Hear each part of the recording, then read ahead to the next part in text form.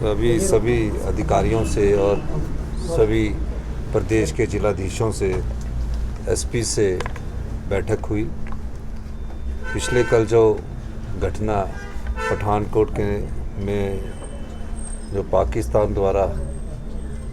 Attack किया गया था, उसके संदर्भ में हमारे 2 sub division Indora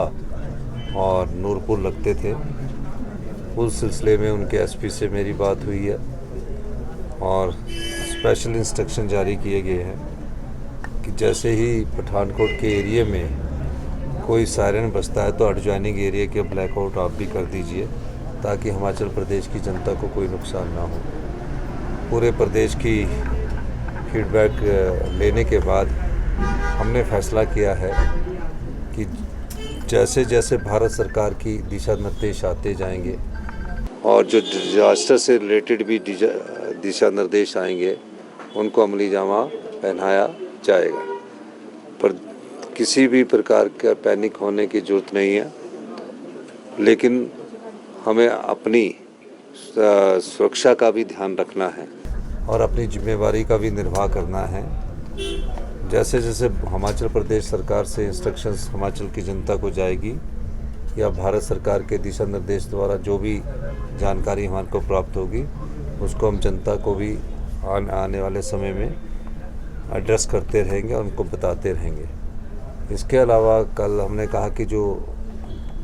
main office है, जैसे चीफ सेक्रेटरी साहब के ऑफिस में है, जीएडी है, कंट्रोल रूम है, उनको खुला रखा जाए ताकि किसी भी प्रकार की कोई वारदात हो या ऐसी घटना घटने की बात हो तो उस बारे में तुरंत प्रभाव से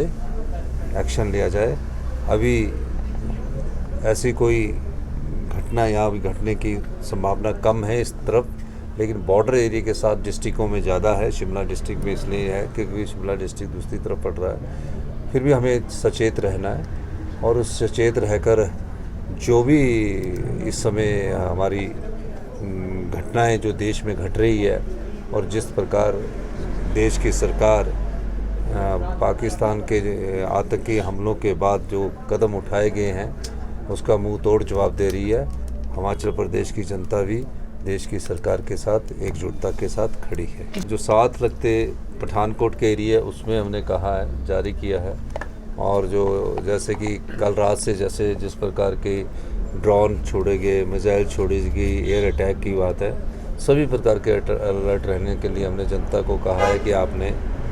सुरक्षित, जब ऐसी बात होगी तो सुरक्षित ब्लैकआउट करना है। सुरक्षित रहने के लिए अपना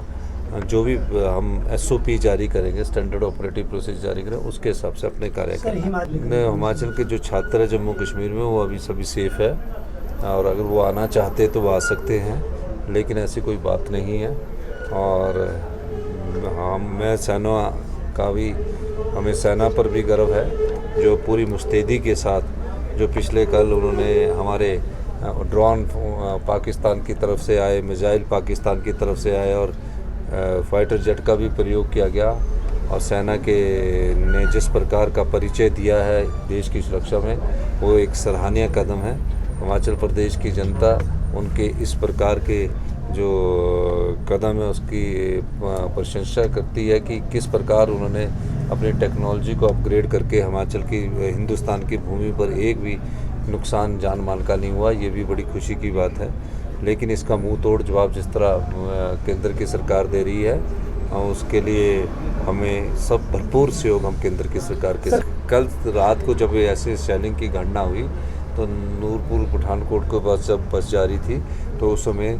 लाइटें नहीं पड़नी चाहिए क्योंकि शेलिंग 8:30 बजे स्टार्ट हो गई थी। उस दृष्टिकोण से उस समय उसको रोका गया था और जैसे ही अब इंस्ट्रक्शंस आएगी तो जहाँ भी उचित होगा वहाँ बसें,